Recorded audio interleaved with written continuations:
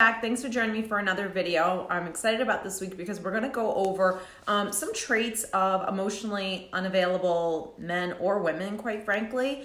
But I think that this is huge because when you are dating, it's so important to recognize and be able to spot someone who's healthy versus someone who's unhealthy. So we're trying to find good people to bring into our lives and not someone who, there's no one behind the wheel, so to speak. So let's get into this. So the first thing is anyone who is emotionally unavailable, emotionally unhealthy, no one's behind the wheel, no one's home, is not going to really have a huge interest in you. So they're not going to want to really take the time to get to know who you are. Now, this could be a sign of narcissism, and it also could just be a sign of someone who is emotionally immature or not at your caliber level of a really healthy partner or potential partner.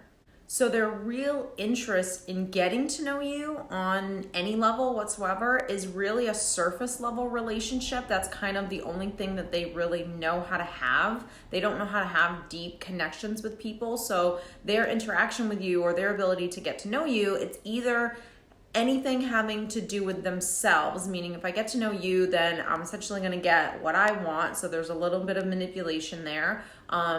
And really, like I said, it's that surface level relationship. So this is not someone who is going to be able to go deep with you and have those real, 5-8 hour conversations where you guys are on the phone and you're talking about everything and you're really getting to know the person and what I went through and what you went through and how did that affect you and all of that kind of deep stuff. That's really not going to happen with someone who is emotionally unavailable. And if you've ever dated anyone that is emotionally unavailable, then obviously you can reflect back on that relationship.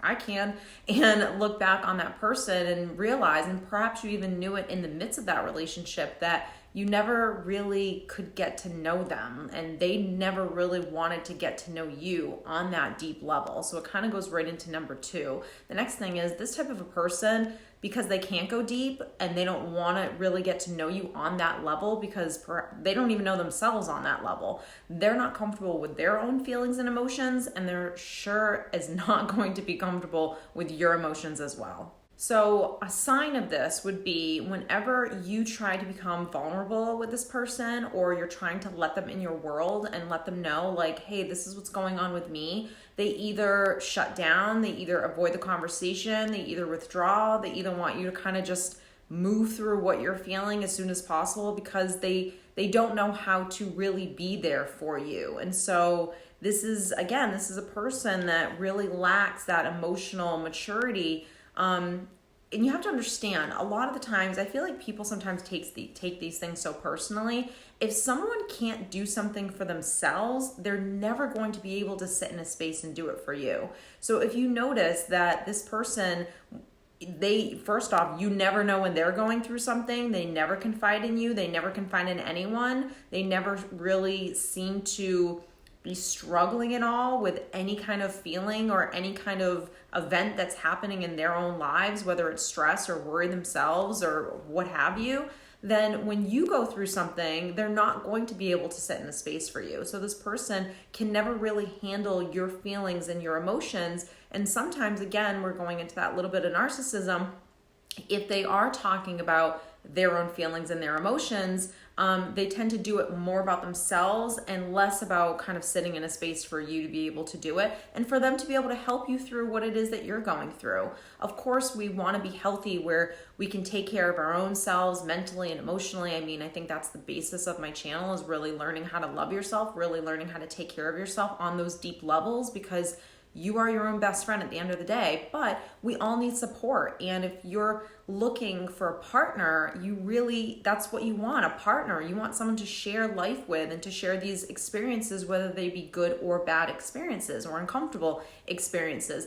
And when you are going through them, if your partner can't really help you navigate those waters, then you're really dealing with someone who, like I said, can't do it for themselves and is probably emotionally not behind, no one's behind the wheel, emotionally unavailable. So the next thing, and this really goes into kind of the beginning stages of dating. So I would say probably within the first 3 to 6 months. And if you get past that 6 months, then this is the course of your relationship. But they don't really make you a priority. So of course, in a relationship, there's going to be give and take. There's going to be times where the focus is on the other person. Maybe they're going through something or something they want to do that day, what have you. And then the focus kind of goes back on you. And that's just kind of like the tiptoe of all relationships, whether that be a friendship or a romantic relationship.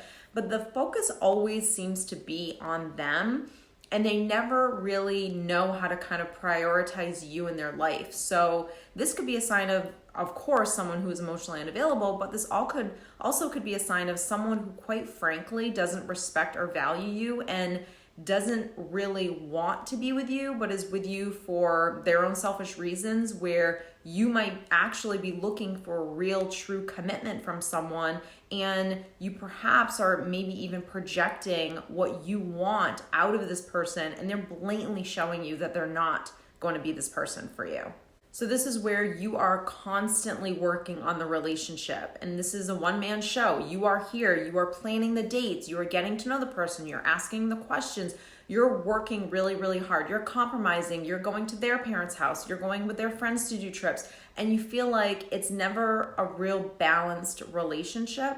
That 100% is a sign of someone who's emotionally unavailable, possibly narcissistic. Quite frankly, it doesn't even matter how unhealthy they are. That's just not the person that's right for you. If what you want is a real, healthy, respectful relationship, you want someone to really value you. So when you start seeing bits and pieces of things that you don't like in a relationship that are deal breakers, I'm not talking about someone that perhaps leaves the toilet seat up, or someone who is just kind of maybe sloppy and leaves their clothes around the house. I mean, don't get me wrong, if you're completely OCD and that's your deal breaker, then roll with it. But for the most part, we're talking about like the core things that make a relationship not only healthy, but happy. So in this instance, you really kind of have to like trust your gut. You have to know, is this person making me a priority? Do I feel like a priority? Or do I feel like I'm just kind of like second string when other plans don't, work out, that they resort back to me? And if you're just starting to date someone, are you only going out on a Tuesday night or a Thursday night? Or are you making plans for like Saturday night and then Sunday we're going to brunch? Like, are you making actual commitments and plans with each other to really kind of progress the relationship, where you can see that you are the priority and they really want to get to know you? Or do you feel like there's really this person really isn't interested in me in the way that I would want them to be, in the way that I'm trying to be interested in them?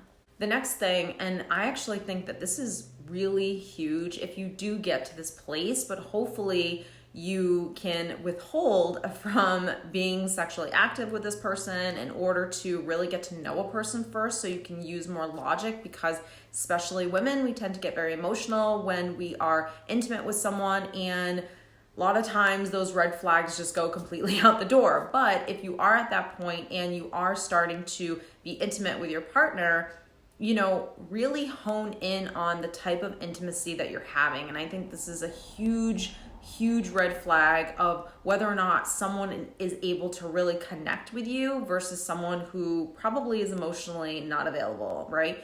Is your ability to be intimate, to really make love versus just having sex.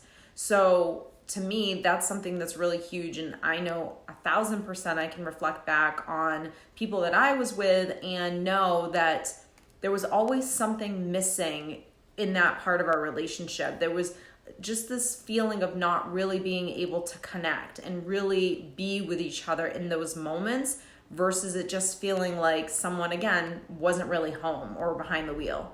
And if you've ever had a relationship with someone where there was real love and connection with that person, or perhaps you've never had that, at the end of the day, you can intuitively feel when you are connecting on that level intimately with a partner versus just having sex with someone. So I don't think you need to have really been deep into lovemaking with someone in order to know that feeling. I think if you just listen to your gut and listen to your intuition, you'll know whether or not the person that you're either dating or in a relationship with is able to actually make love to you versus just always having sex with you. The next thing, and sometimes this is tricky because depending on the person that you're with, people can really, give you some mind games, but someone who is emotionally unavailable is not going to be discussing commitment. There's going to be a real kind of like runaround with the topic, meaning you might talk about it like, hey, like this is what I'm looking for in a relationship. I'm looking for commitment. I would like to get married someday. I would like to do this, et cetera, et cetera. And the conversation always kind of, you always kind of get a runaround, or perhaps you're with someone that maybe will give you a little bit, but will never fully give everything that you want. And those are the people that I'm like, oh, they get me so angry, because they'll tend to give just enough to keep that codependent person satisfied, whereas that person, shoot for the stars, like ask for everything that you need and just know whether or not this person's capable. But sometimes when we come from that lack, when we come from that insecurity, we're gonna see bits and pieces of something that we want, and we're gonna wanna latch on because we want to believe that this person is capable or this person really loves us. So this person is not going to take commitment seriously, and if they do, they're not gonna be loyal. They're gonna wanna just have a casual relationship. They're gonna wanna just have a fling. They might blatantly tell you they're not ready for a relationship, and you might actually pull away. But depending on, again, this person, whether they're just emotionally unavailable or perhaps even narcissistic, they're going to come back because they're going to recognize the good qualities that you have, and they're going to want that, but they're not going to want to fully make the commitment to you in a way that you want. So this is the person that's dating multiple people at one time. This is the person that thinks that the grass is always greener on the other side. This is the person that doesn't really want a full commitment because they don't want to close the door to potentially meeting someone else. So this is that immature, quite frankly, man or woman that is constantly trying to find like the next high, the next thing that's going to make them feel like amazing, rather than being mature and understanding what a healthy relationship is, what it looks like. So this person just doesn't have the emotional maturity to really have that type of a commitment with another person. So because of that tactic right there, you're always getting mixed signals. You're getting, okay, I'm interested in you and I want to marry you and I want to commit with you, or I don't really want anything at all. It's very like always tipsy-turvy. And I think that if you work on yourself and you know what you want and you know that it's out there, when you start seeing these things, you won't even tolerate it, let alone be attracted to this person, because they're not giving you the things that you know that you want, the things that you know you deserve, and that the things that you know someone else is out there and would be absolutely willing to give you. So I think that's why I always say, when you work on yourself and that's your main focus, it's kind of weaning through those either insecurities or wounds or fears or, assumptions about dating and relationships and what's out there and what you deserve and all of that. When you kind of really work through that and you're in a good place, that's the point where you should be dating, because that's where you're going to attract the most healthiest partner, because that is when you are the healthiest yourself. And so you'll always attract someone at the level that you're at. So I hope that you have enjoyed this video. If you did, don't forget to give it a thumbs up. If you are interested in working with me and doing private coaching, I will link all that information down below, and I will see you next time.